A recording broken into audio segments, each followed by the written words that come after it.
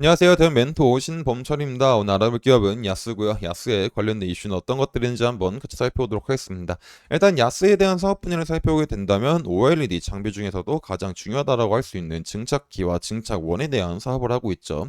하지만 아무리 중요한 장비를 만든다고 하더라도 디스플레이 업황이 다운이 되게 되면서 디스플레이 패널 업체들 간의 신규 시설이나 공장 증설에 대한 이슈가 나오지 않게 된다면 야스에 대한 매출액도 하락을 할 수밖에 없다라는 겁니다. 하지만 최근 24년도에는 IT OLED 시대가 도래할 거다라는 기대감들이 있고 또 이 시대를 많은 패널 업체들이 선점하기 위해서 투자를 하려고 하고 있죠. 그래서 최근에 이런 IT OLED 투자에 관해서 어떤 이슈가 있는지 한번 같이 살펴보도록 하겠습니다. 일단 야스에 대한 사업 분야를 조금만 더 보게 된다면 이 야스에 대한 증착기와 증착원이 왜 중요하냐라고 보게 된다면 결국에 OLED가 직접적으로 발광할 수 있는 이유는 이 기판 위에 RGB라는 서브 픽셀이 놓여져 있기 때문이죠. 그리고 이런 기판 위에 RGB 서브 픽셀이 놓기 위해서는 이 증착원이 이제 유기 안에 있는 유기물질을 가열해가지고 분자단에 대한 유기물질을 이 기판 위에 도포한다라는 겁니다. 그래서 이런 증착원과 증착기를 가지고 야스가 수혜를 받았었던 기업이 LG 디스플레이다라는 거죠. 특히 이제 2018년도에 야스는 LG 디스플레이 대형 OLED 라인에 이런 증착 장비를 공급해가지고 매출액을 1,845억 원까지도 올렸다라는 겁니다. 그래서 야스 입장에서는 제일 기다리고 있는 게 이런 대형 LG가 다시 한번 대형 OLED 라인에 대한 투자가 이뤄져야 된다라는 건데 사실 지금 당장 대형 OLED TV 부분에 대한 투자를 기다리는 건 조금 쉽지 않다라는 겁니다. 그게 왜냐면 LG 디스플레이 같은 경우는 이미 대형 OLED에서 총 생산할 수 있는 패널 양을 보게 된다면 약 1,000만 대 정도가 되고 있습니다. 근데 최근 출하한 양을 보게 된다면 21년도에는 770만 대였고 23년도에는 400만 대 정도로 소폭 줄었죠. 그리고 24년도 이제 대형 패널 출하량 부분 예상치도 한 600만 대 정도밖에 되지 않는다라는 겁니다. 결국에 지금 풀캐파도 못 돌리고 있는 상황이다라는 거죠. 결국 이런 풀캐파를 돌리지 못하고 있는 게 결국 경기 침체로 인해서 사람들에 대한 소비 심리가 얼어붙다 보니까 자연스럽게 글로벌 TV 시장 위축으로 해서 TV에 대한 소비가 없다라는 겁니다. 결국에 이런 TV에 대한 수요가 없다 보니까 많은 패널을 생산할 수 있어도 훨씬 더 적은 양을 생산하고 있는 중이기 때문에 LG 디스플레이가 이런 대형 OLED TV 부분, 패널 부분에 대해서는 지금 당장 신규 투자를 하지는 않을 거다라고 생각해 볼 수 있을 것 같습니다. 하지만 LG 디스플레이 같은 경우는 대형 OLED 부분에서 투자가 조금 지연이 되고 있는 거지 중소형 부분에서는 아니다라는 거죠. 중소형 부분에 대해서는 어떤 이슈가 있냐면 그런 LGD가 8.6세대 IT용 OLED 투자처로 파주 10을 거론했다라는 거죠. 원래 이런 파주 10 라인이 대형 OLED 패널에 대한 공장이었습니다.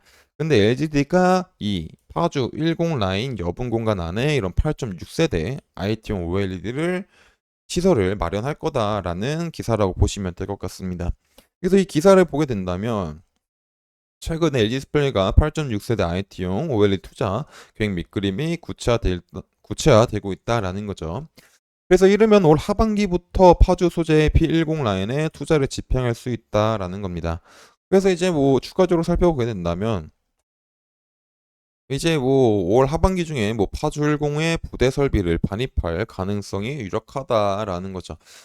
그래서 이제 이런 기사를 보고 야스에 대한 증착기가 사용이 될 수 있지 않을까라고 생각해 볼 수 있는데 사실 이런 8.6세대 IT OLED에서도 쉽지 않을 수 있다라는 겁니다.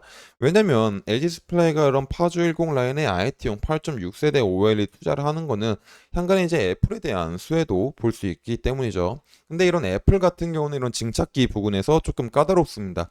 원래 기존에서는 이제 증착기를 캐논 토키 것만 쓰라고 했지만은 최근에 이제 작년에는 선희 시스템 거를 써도 무방하다라고 해가지고 최근 이제 디스플레이 업계에서 쓸 수 있는 증착기는 캐논 토키와 선희 시스템 거밖에 없다라는 거죠.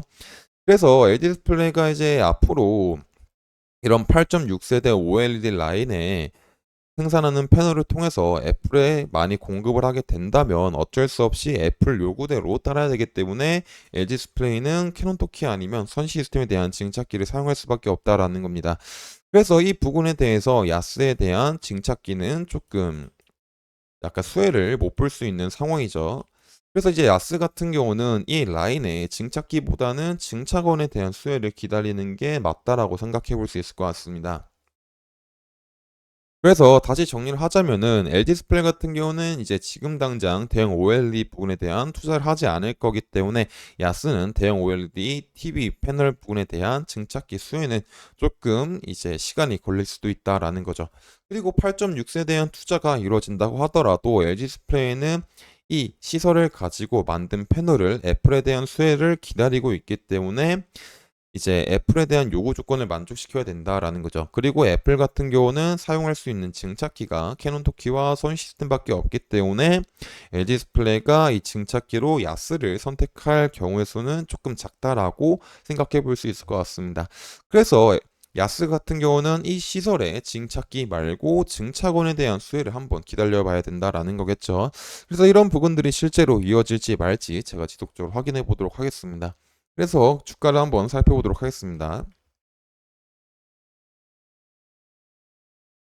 일단 야스에 대한 사업 분야를 보게 이제 주가를 보게 된다면 이 주봉상에서 보게 된다면 이제 이 시점부터 이평선들이 조금 모였다라는 거죠.